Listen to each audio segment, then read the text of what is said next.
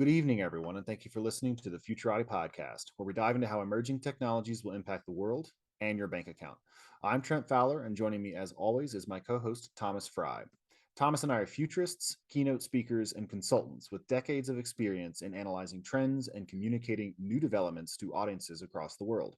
Reach out to us at futuratipodcast.com/contact-futurati if you'd like to hire us for consulting, to speak at your event, or to advertise on our podcast. So, Thomas, we just wrapped up episode 118 with Alex Bäcker, who's building a really interesting drone company. What did you find most fascinating about this interview? Well, this is one of those business models where initially when you hear about it, you think, oh, well, that's okay. But then after you get into it, then you start saying, oh, crap, that's going to be real interesting. And I'm going to see drones flying all over the place, and people are going to make a lot of money having drones flying around. And I find this to be quite the interesting business model that I think is going to catch on, and everybody's going to be talking about it like a year from now. Yeah, I had exactly the same reaction. That's a good way to characterize it. When he first explained it to me, where you could rent space on a drone somewhere else, I was like, okay, that's pretty cool. I could fly around the city a little bit. But the more I talked to him and the more I thought about it, I was like, well, but you could spin up a drone mesh and you could monitor infrastructure with it, or you could monitor traffic patterns with it. You could probably throw some algorithms in there on the images or the video to identify things going on. Local news stations could rent the drones to get the scoop on a story before someone else. Like, the more you think about it, the more you see that there's actually kind of a lot that you could do here. Like, basically anywhere where you might want to have human vision, you can now do that at a distance and with lower cost. And because of the fact that you can use multiple drones in coordination, you can use different kinds of apertures, which let you capture, LiDAR, or let you capture infrared. You actually can do really a lot of things that weren't possible before. Yeah, and just if I go jogging at night, having a drone flying overhead that lights my path in front of me, that is just super cool. That is a cool one as well. Yeah, he talks about how it could be, you could summon an escort from anywhere in the city, Yeah. and it could follow you around and shine a light on you, and just make sure you get home safely, report an incident if anything happens. And given the way drone technology is progressing and getting cheaper and easier to use, I think there's really a lot of potential there. So, if you're an investor sort of person, or a venture capitalist, something like that, I think you would find something very a potential gold mine here in this episode for sure. I think so. All right, so without any further ado, here's episode 118 with Alex Bäcker.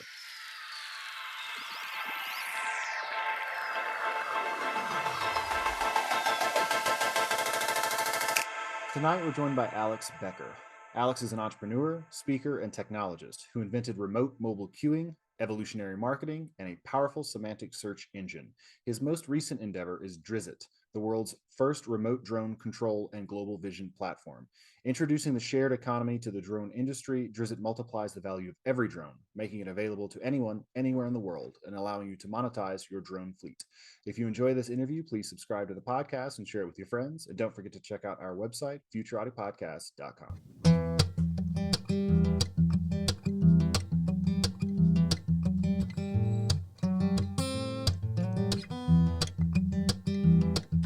Alex, thanks so much for coming on the show. Thank you for having me. Let's hear a little bit about your background, your interests, and what brought you to working on the projects that you're working on today. I was born and raised in Argentina. I moved to Boston to go to MIT. Then I convinced my future roommate at Caltech to pick me up in Boston and drive with me across the country to come to California. So we took a 5 or 6 week journey across the US and Canada. And I moved to California to get a PhD in neuroscience at Caltech.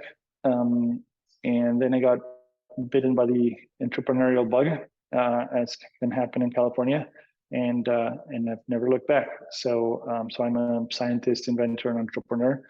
I'm the founder of Ulyss, a company that eliminates waiting in line by letting people join a virtual line from their phone and get notified as a return arrives. And now, more recently, I authored 101 Clues to a Happy Life, which I wrote for my 3 children as they left for college. And I'm the co-founder and CEO of Drisit, which is a company to do for vision what Alexander Graham Bell's telephone did for speech, to give us global vision. So that's pretty grandiose. Could you tell us a little bit more about Drisit and how you actually plan to Alexander Graham Bellanize vision? Sure. So what we did is create a platform that allows people to fly a drone anywhere in the world from their phone or computer, no matter where they are. And so that way we dissociated the need, the ability to fly a drone and see what's there, dissociated from where you are, the same way that the telephone does for speech between two people. And then the idea is for Drisit to become an Airbnb for drones, a place where people can connect their drones to the network the 99% of the time that they're idle, and get paid by having other people fly them. And we've made it really safe to do that. So can you explain some of the use cases where I might want to just get a drone in St. Louis and fly it around and look at stuff there? Yeah, sure. There's lots of use cases. So one is you're considering buying, some property there, house, and you want to either hunt around for a neighborhood you like or look at a specific set of properties you're considering. Another one, and along that process, there's multiple use cases, like you actually want to do a home inspection or a roof inspection, and so on. There's obviously the virtual tourism case of like, I want to see Bali, but I don't want to spend the time and money it takes to fly to Bali. So I'd like to fly around the amazing, waterfalls in Nusa Penida and the cliffs and all that. There's lots of business applications, so infrastructure monitoring for utilities, for telcos, for oil and gas. Anybody who has infrastructure and is currently sending people to inspect them, you could be reviewing it from the office or home. There are lots of applications in security. For example, we have what we call the Drisit escort, which allows you, and this came about actually, my daughter is at Princeton University, and she was just visiting home, and I saw that she told me that a student, it's a horrible story, it's a student had just been found dead by the tennis courts, and she had disappeared a week before. And so understandably, my daughter was upset and sort of scared. So what we've done is create a escort that you can summon on request and say, hey, I want to have campus security escort me and watch me while I go from A to B at night. They're able to shine a light, to spotlight to keep the person illuminated. They're able to emit sound through it if there's an incident that happens, so they can let people know you're being watched. And so that's another application, security in all kinds of scenarios, including for campus security. So if I wanted to go jogging at night, I could just hire a drone to follow me along and light the way in front of me. Exactly. Okay. It seems like there's quite a few different use cases for this, but it would require kind of a certain category of drone. Can you explain, are there different kinds of drones that can be used? You need certainly enough flight time and enough battery to carry it for a certain distance. How do you decide which drones to use? We support about 80% of the drones in the world, and the platform is in architecture drone agnostic, and so we could add any other model of drone, upon request, given the right circumstances. So yeah, there's the drone to be picked will be picked by the user depending on what they want to do. If it's a security use case where they want a spotlight and a speaker, then it'll be one drone. Sometimes if all they need is a camera, it'll be another one. If they need infrared, heat detection for oil and gas leak detection, then it can have that too. So if I wanted to put one in my backyard here, how big a space do I need to put a drone in? Oh, tiny. A drone can be, like a foot square more or less, and it can take off vertically within that foot square. So you really need very little space. Okay. Now, I'm assuming that somehow it has to be able to fly in all weather conditions. When the wind is blowing above a certain speed, I'm assuming that they can't fly. But if it's snowy or you got to make sure that you don't have a foot of snow on top of your drone. Yeah, it'll depend on the drone and the severity of weather. I've flown, a pretty inexpensive drone in pretty strong wind successfully, and it's amazing how it can hover in the same place. But that's not to say that there isn't, obviously in a gale, it would not be wise to fly it. Okay. So the what's the pricing model that you have in mind? And then we just wanted to go over a few of these before we actually do a flight here and show people that are watching this what it's like to fly one of these drones. But what kind of price models did you have in mind? Sure. So for people who are sharing their drone for other people to fly, it's really the same model that Airbnb or Vrbo or Booking.com has, where we really don't charge people anything. We give them the platform for free as long as they make the drone available to others, and then we just keep a small percentage of the revenues that we make them. If it's a B2B application where it's a utility company or a property real estate inspector or a construction monitoring is another big use case. Somebody like that who wants to use the platform to fly their own drones and keep the footage private and sort of not make those drones available to the world, then it's a subscription fee. So it's actually very affordable. It's just a subscription fee that they pay on a monthly basis. Okay. That's really cool. I do have some questions. I want to follow up on some of that, but I figure we can go ahead and get to the fun part where you actually show us what this looks like. So you're going to share your screen. If you're listening at home, we're going to try to narrate it. It's going to be sort of like a Mystery Science Theater 3000 situation. But it's pretty cool. I tried it out the other day and actually crashed the drone. So that I'm told I broke new ground because nobody ever crashed the drone before. So, I can put that on the resume. Well, that was only because we did not set up we actually you can't do what you did anymore. I can tell you that. Okay. Challenge accepted, Alex. Turn the controls over to me. So what I'm going to do first is, as a drone owner, I turn the live stream on to make the footage go live. And then I turn the remote commands on. So there we go. This is a location in Southern California. That's just for correct people to get oriented a little bit. All right. So now we're looking through the camera at the drone. I can just see it's kind of overcast in California. This appears to be a deck, table of some kind. It's just the vision from the drone. Correct. And so. Yeah, and then it wiggles its butt and then takes off. So there we go. And so now we're going to go up. And you said this is the automated one, right? Or are you flying this right now? No, I'm flying it manually right now.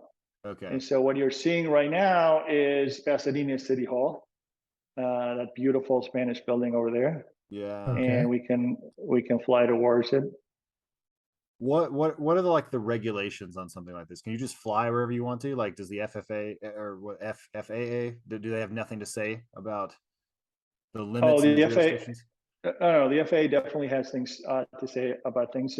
So first of all, it needs to be in an area where you can fly. So for example, not next to an airport. And then you need to keep you need to have somebody within line of sight to the drone. Or you need to get a waiver from the FAA. The FAA does grant waivers for a whole bunch of good reasons. Let me just, and of course, FAA is in the US, right? It's going to be different in different countries.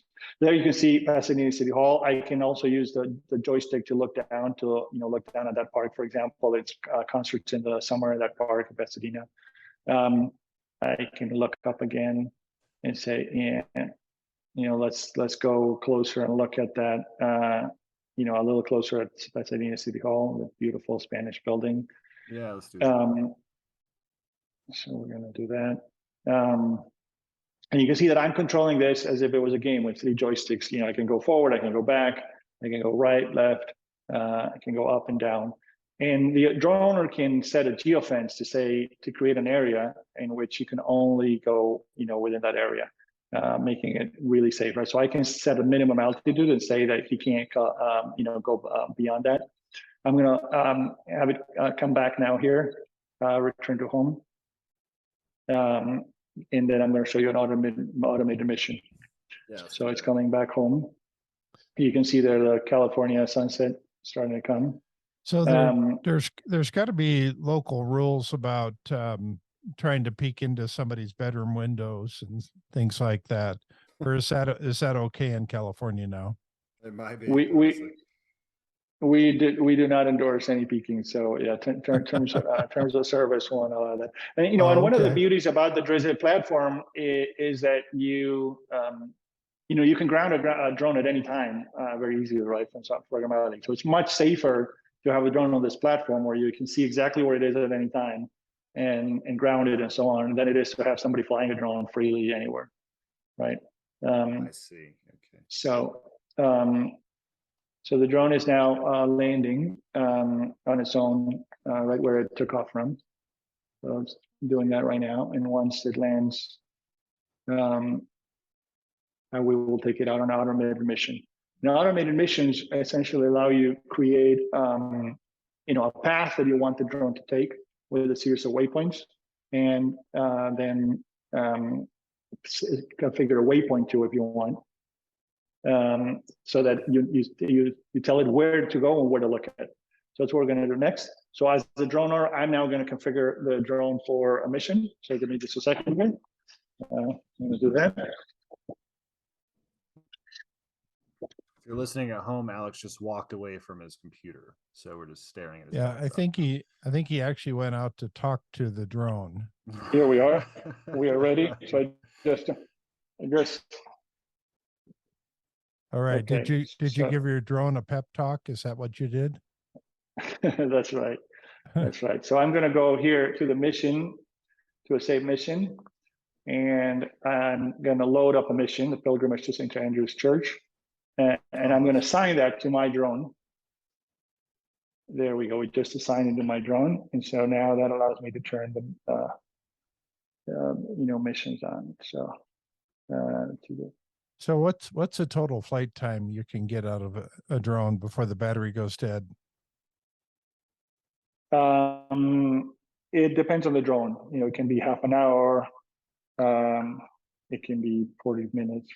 There are specialized drones that can go for longer, but the most common consumer ones that's about the time.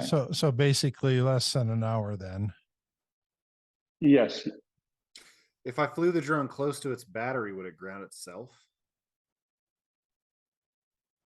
Yes, automatically. If it loses connection or it starts to go low on battery, it will come back to home. Yes. What sort of software is involved in this? Did you write this yourself, or these API calls? How did you set this up? Yeah, this was, not myself as not me, Alex, but yes, we, Drisit, we set it ourselves. Okay, so the mission is on now. So I'm going to go back to the dashboard and show you so we go, we search for where we're looking for a drone. We find drones there. In fact, we can, let's zoom in. Or even easier to go to the list and just select my drone. There we go. Control. There's a few options. I can control, I can watch, or I can watch previous footage. So you can have any number of people watching the footage in real time at the same time. But in this case, notice that there's a mission ID now with 6 waypoints and its speed and so on.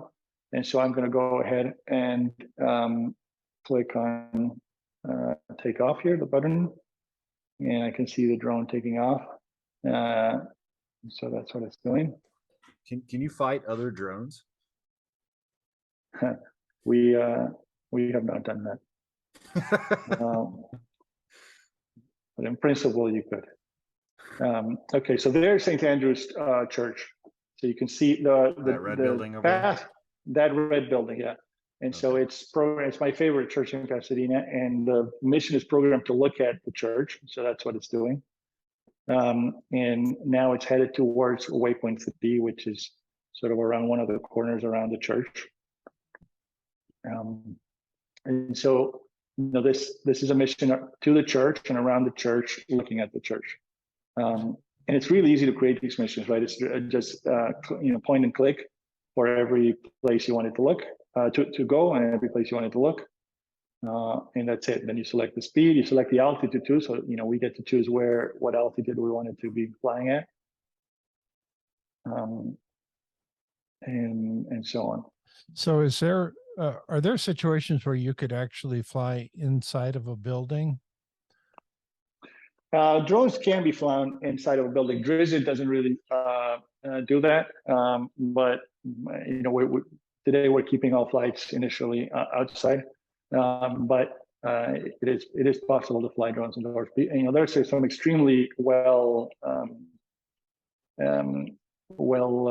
trained pilots that can do almost anything. It's pretty amazing what they can do.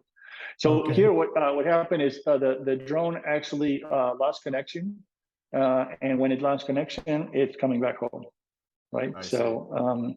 So that's actually depending on where I set up a home base, so I can actually change it and fly again. So we get the full mission, but based where you can see it's already above home and coming and landing back safely in the same place. Is that why the screen is dark then? Yes, exactly. Okay. Because I no longer have sort of control over the drone. Interesting. Yeah. So it could do anything. So going back to the pricing model that you have, I'm interested in trying to figure out how much money can I make if I put 3 of these drones in my backyard. How would I go about doing the back of the napkin calculations on that? Yeah. So it's a little early to tell, right? But let's run some numbers. Let's say that you charge. Obviously it depends on where you live and whether there's something interesting there, right? But let's assume that you put the drone somewhere where there's interest. So let's say that you price your flights at $20 per flight, just for the sake of argument. So you can, if you have a couple of batteries, you could literally be flying, a flight every half an hour, let's call it, even more often. But let's just be conservative and call it every half an hour. So that's 2 flights an hour. Let's call it, just 12 hours a day of light, say. So that's 24 flights a day times the 20. So that's so that's 24, 48, $480 per day, right? Almost, add an extra flight because there's more flight, that's $500 a day that you could be making. Right. So multiply that by 30, and that is $15,000 a month of income, or $180,000 a year, with a drone that costs $800, for example. So it's an incredible return of investment. It's like, if you thought your return was good for buying a home and putting it on Airbnb, this beats it many times over, because it's much less initial capital required. And you can rent it that many more times, a day. So how much training do I have to be a drone owner like that? What things do I have to know? Do I have to know? Is there? Yeah, you might want to stop sharing your screen if we're not going to use that anymore, because I don't think they can see us when we talk either. Sounds good. I'll do that.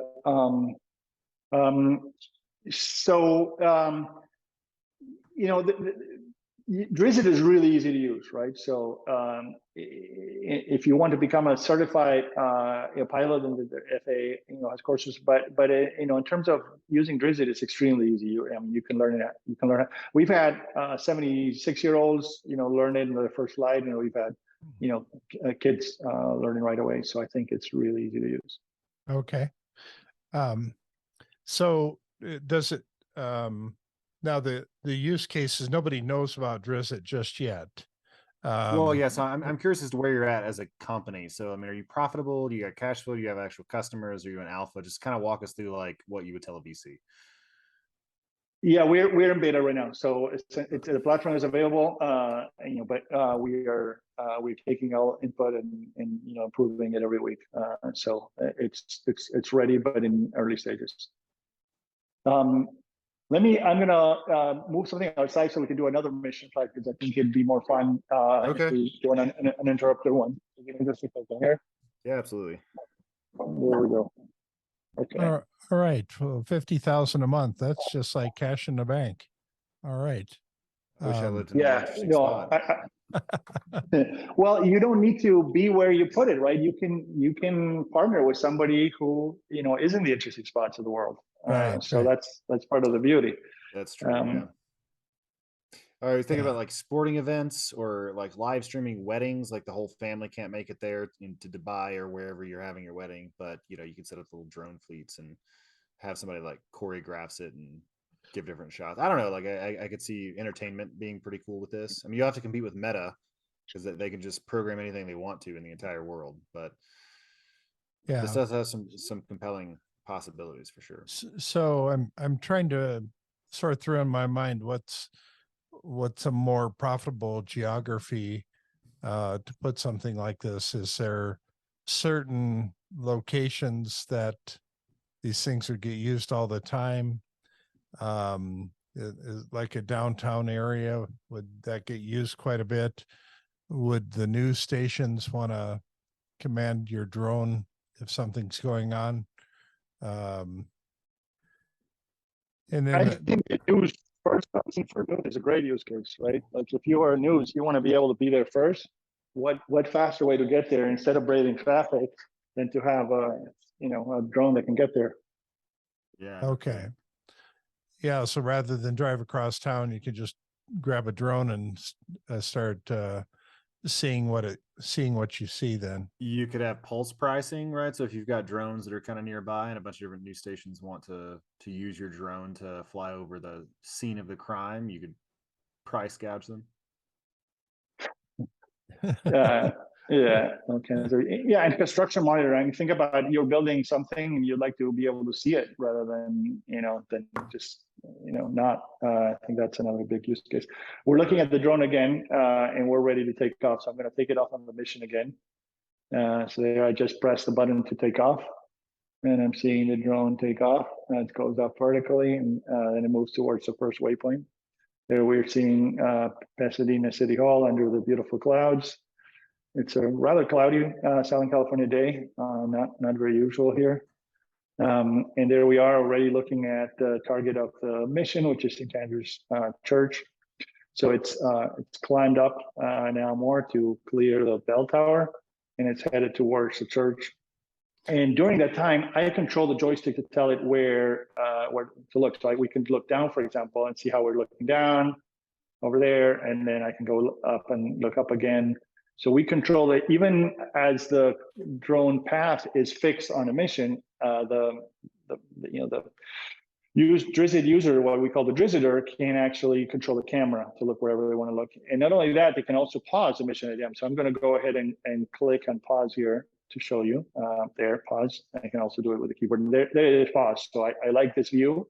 And so I can go ahead and watch. I can also zoom in. So let's go ahead and zoom in there with the zoom in key, and maybe zoom in again and zoom in again.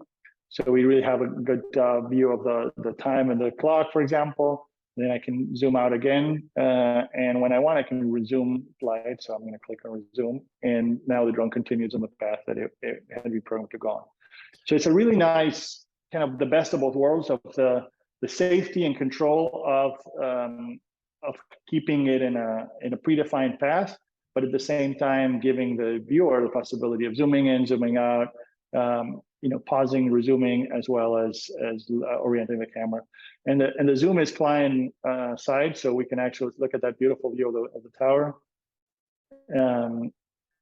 It's client side, so different people can be zoomed in at different levels, right? So somebody could be looking at the big picture while somebody else. Oh, that's cool. Yeah. How is that look possible? At that beautiful it's view. one. Is it?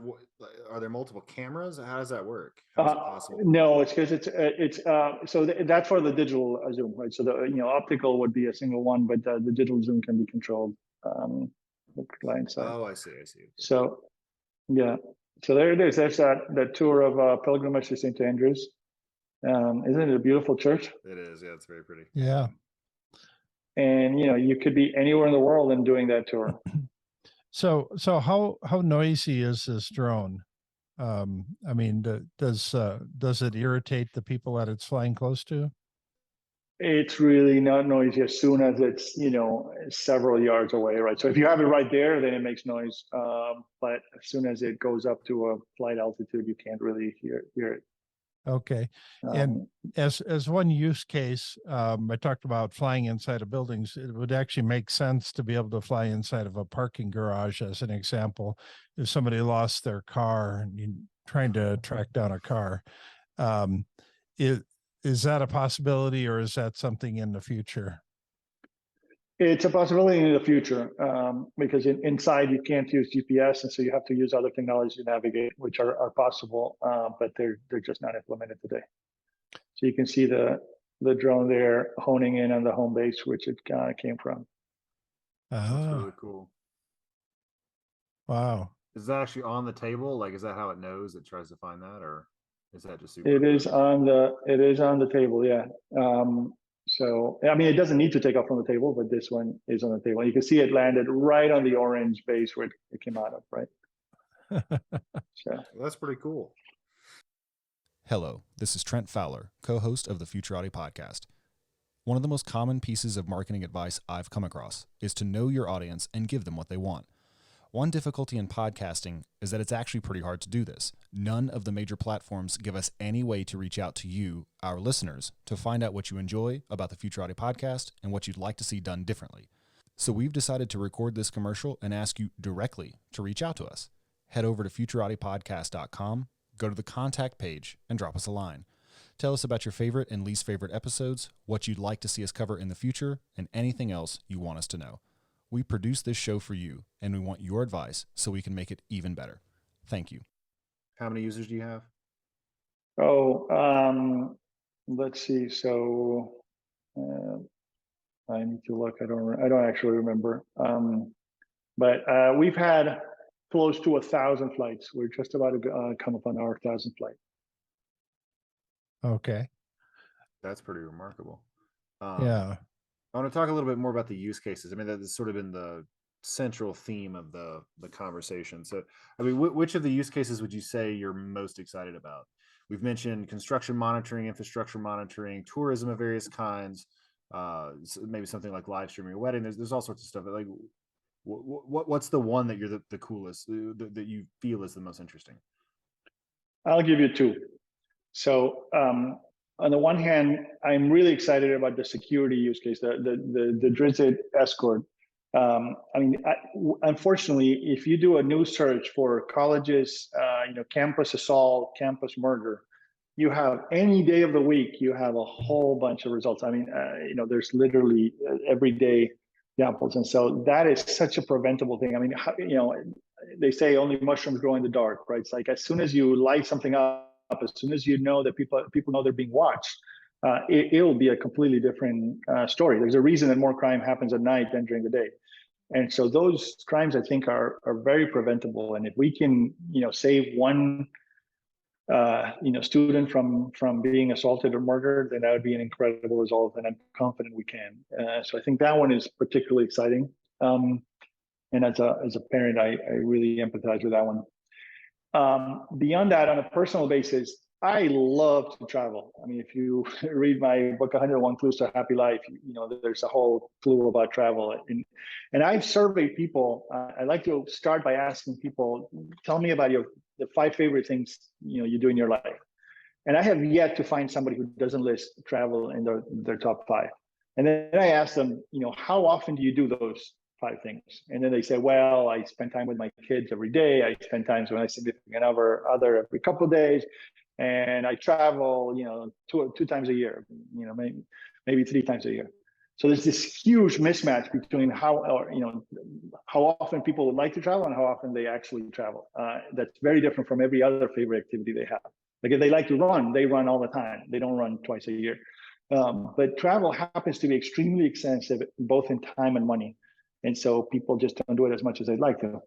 And if I think that Drisit has the potential to completely change that, instead of watching yet another series, I mean, like I just finished watching the last Game of Thrones, the prequel, and Yep. and so it just finished season 1, and it's literally announced that we don't get another one until 2024. It's unbelievable, right?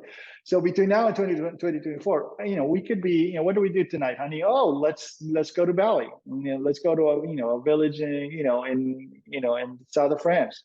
And I think that really has a potential for, first of all, I think it'll be really fun. Second, it'll get people of the world to get to know each other better. And people don't like to bomb people they've broken bread with and seen and so on.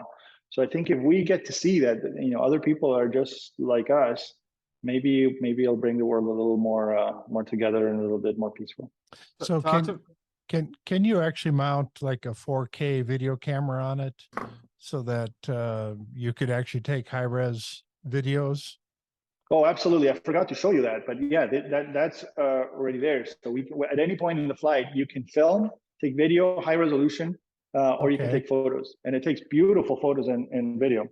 Yeah. The other thing I should say, 2 more things I'll say, from a sustainability perspective, right? The number of flights and commutes and drives that Drisit can avoid, it's huge, right? Every time that somebody's going there to see something or to take something, Drisit can avoid the trip. They don't need to fly there. They don't need to drive it. Like, I heard a friend who works in Rick Caruso's construction company. He's one of the 2 leading candidates for being the mayor of LA. They drive a drone across town to a construction site, fly it, bring it back, drive across town again, upload the videos, and then wait a week to do it again. Drisit could avoid all of that, let alone flights to go do that. So I think there's a huge sustainability impact. And the last thing I'll say is, I think you could automate. You could automate it too. Yeah. You could totally automate it and have it periodically, yes. But also there's an economic empowerment issue, right? One of the things that always, I've been to 73 countries, and one of the things that amazes me the most is the different in purchasing power in different countries, right? How far your dollar stretches in Colombia or in Bali.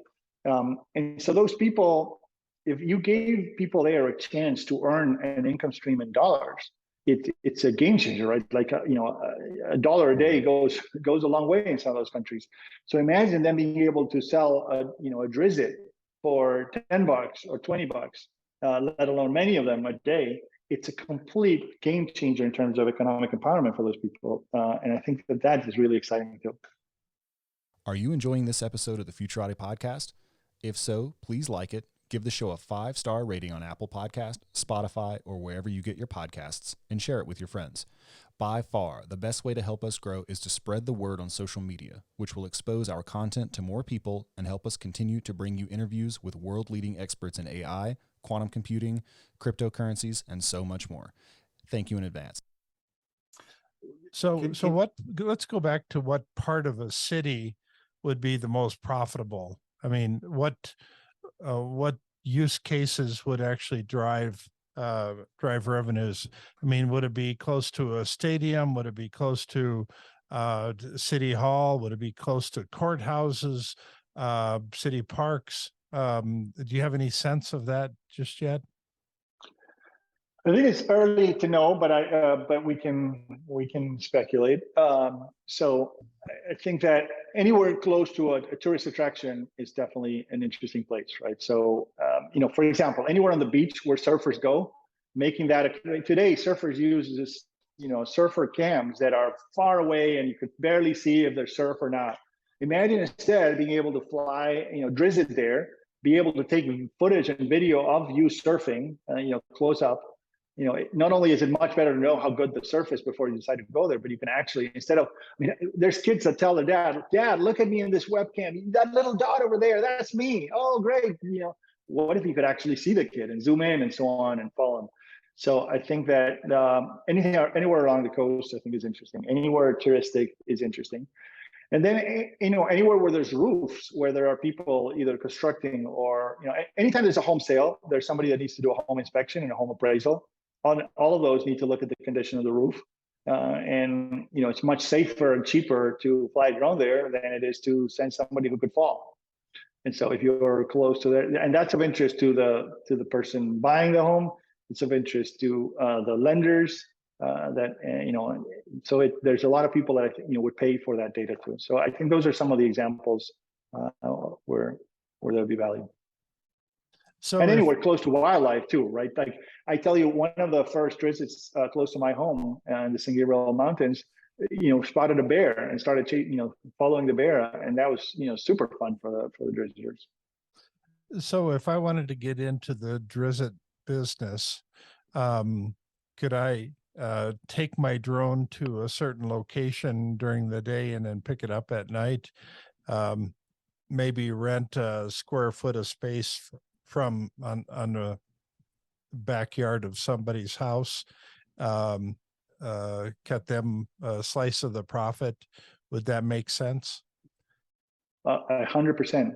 100%. You could stake out the most interesting. I mean, this is a little bit like being at the beginning of the internet era, where the people who were savvy, they started buying up sex.com and dogs.com and cars.com.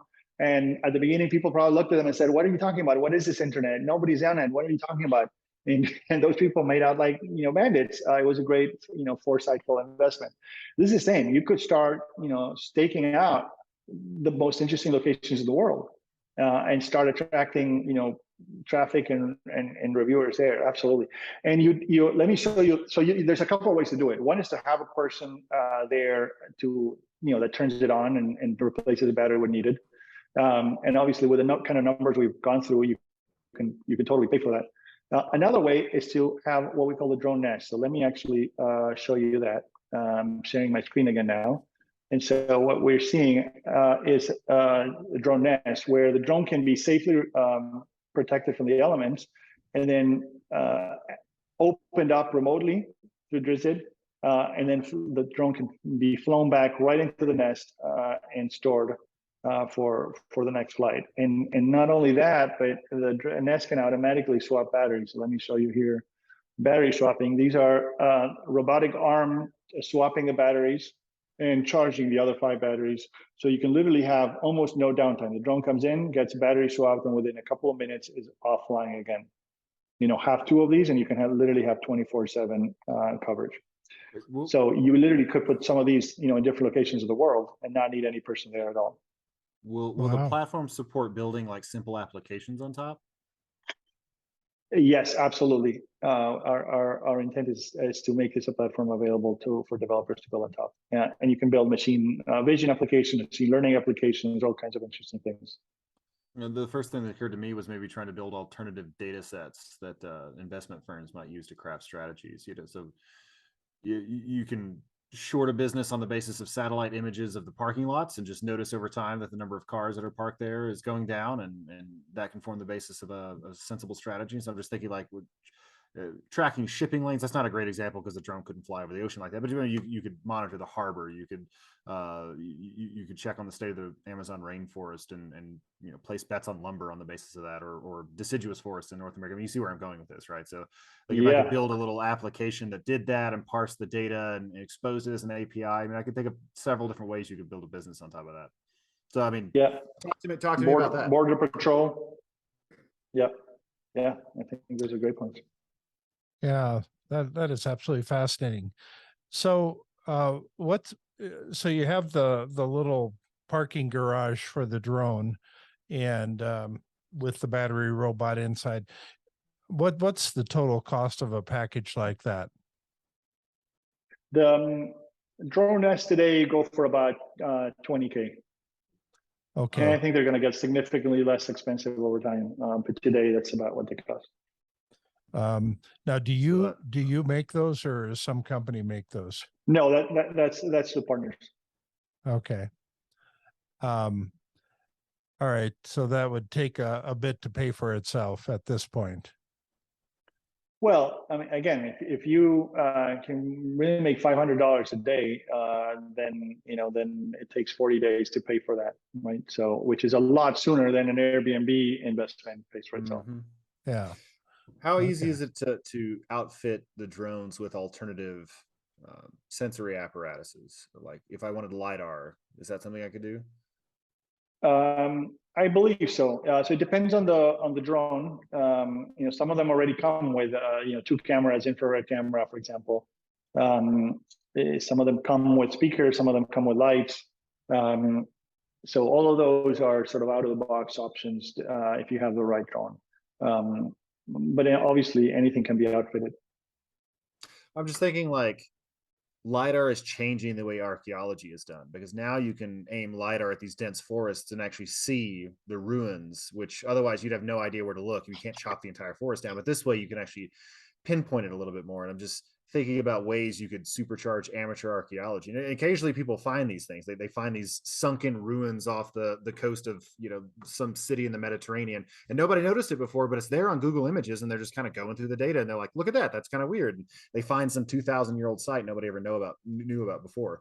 And something like this, if you had the right equipment for it and maybe computer vision algorithms on top to sort of sift through the data, you could do some really cool shit with it. Oh, so you're looking Drisit for, Trent's looking for sunken treasures, I'm sure. So how can I make investment strategies on it? How can I find sunken villages? Like, you can see where I'm. It's the pirate ship. She's going after pirate ships. I know. I want to make billions with it. How do I do it? Do you need a dynamic and knowledgeable speaker for an event? Thomas Fry and me, Trent Fowler, are both seasoned keynote speakers, able to converse on a wide array of topics to audiences of all sizes and skill levels. Go to the contact page at futuraudiopodcast.com to book Thomas or myself today, and let us apply our years of experience in public speaking to make your event a smashing success. Yeah, I think Drisit archaeology is a really fun application. Yeah, so it seems like we're real early on, and so this seems like a moldable project at this point. And it doesn't take much to call up Alex and say, how about this idea? And how about that idea? How many people do you have working in the company right now? Oh, it's a small group. It's a handful. Okay. And now are you working, are you VC funded? Are you self-funded? No, we are neither. We are funded by private investors, but not VCs. So that's an interesting. As an interesting aside, I'm giving a TEDx talk on Friday in Silicon Valley, and I can give you a sneak preview that VC-backed companies, on average, die, 300 to 400% more often than non-VC-backed companies. So yeah, money is good, but governance is even more important. Okay. Interesting. I wonder if there's like a survivorship bias effect there. You know what I mean? Yeah. Well, we actually. Sorry, go ahead. Well, no, I just like, it could just be that VCs fund a lot more companies and they take bigger risks, and so you'd expect a lot more of them to die just because they're swinging for the fences in ways that other companies aren't. And if a company doesn't need VC money, presumably it's because they have their own internal endogenous source of funding, and so that they're just automatically in a stronger position. Like, I would want to dig into that. I'm a data scientist, so like my first thought is, well, there's probably more to that, and like I want to get into it and look at the charts. Well, I did get into it, and so because I've served in a number of board of directors, and so I came up with a hypothesis that well, first of all, I know the board of directors really matter. Board of directors can kill a company. And so I came up with the hypothesis that, and the main job of the board of directors is to actually evaluate, hire and fire the CEO. So my hypothesis was, well, perhaps if you want to be good at evaluating, hiring and firing CEOs, it would help to have been a CEO at some point in their career. And so I looked at the data. So I compared the most successful companies in the data set I used, and I looked literally thousands of companies. But the data set I used had the amount of funding from each. So I looked at the ones that had raised the most funding. So these are massively successful companies, and then compared them to all the companies that had died last quarter, literally, shut down. And I looked at the board of directors composition for each, and there were massive differences. So the companies that did well had more than twice as many CEOs as a proportion in the board of directors, and about half as many professional investors in the board of directors. So it turns out that So if you want to make sure the ship doesn't crash, it helps to have people who know how to navigate it. If you want to get a company to succeed, it helps to have people on the board who know something about running a company. it doesn't seem like that's the sort of thing that should have required a lot of data science, but I'm glad you did it. Can you tell Well, us? but the incredible thing is that it goes counter to what people are doing. So 2/3 of the board of directors appointments last year were non-CEOs, according to a study by Korn Ferry, and VCs. The best VCs appoint really, really experienced people. So, for example, I'll tell you. Andreessen Horowitz, one of the most prestigious VC firms in the world. They have, for example, a partner called Jeff Jordan. He was this, CEO of OpenTable. He had been at Disney. He had been at eBay. He had run another company. So, of course, when he gets appointed to the board of directors of Airbnb, Airbnb becomes a massive success. And when he gets appointed to Pinterest board, Pinterest is a massive success, and so on and so forth. The list goes on and on. That's not what I call a professional investor. That's somebody who has a career as a CEO who then decided to invest. So those are, but the standard technique among plenty of venture capitalists and private equity firms is to just appoint somebody who's a professional investor to the board as if it was the same. And really, look at, would you ever appoint the person who got the money for building the hospital to do the heart surgery on you? Would you appoint the guy who got the money to get the Boeing 747 to fly the pilot and fly the plane? So why are we appointing the people? No, I would not. Exactly. And yet VCs are routinely appointing the people who raise the money to oversee the company, run the company, run the board, which runs the company. Well, that was a fun rant. Will you wrap up here by telling us what's next for Drisit? What are the plans over the rest of this year and 2023? We're getting ready to launch a big city for code enforcement, right? So if you're a city official and you're facing somebody who tells you, no, I'm up to code, and well, look, I'm looking at it in real time. No, you're not. So that's one application we're looking at. We are talking to some very big people in the travel world for some of the travel applications we talked about. Oil and gas, and construction monitoring, as well as utilities infrastructure monitoring. So all these applications we're in the process of getting ready to launch and demonstrate those use cases. So that's what's next. That's fantastic. Can you Very tell cool. the audience where they can go to find out more about you and this amazing project? Thank you. Drisit is at drisit.com. That's DRISIT, as in drone visit. This was something so new that we had to invent a new word to describe it. And luckily, nobody had thought of the word Drisit before, so the website was available. And then people can contact me at alex@drisit.com if they if you Google me, Alex Bäcker, or actually there's a lot of information at the book's website, 101clues.com, and that's 101clues.com. Fantastic. Well, Alex Bäcker, thanks so much for your time. Yeah, Thank thanks, you. Alex. Pleasure to be here. This is great, Alex. Appreciate it. Oh, appreciate you having me here anytime. It's you guys are a really fun bunch and really great questions. Fantastic. Thanks.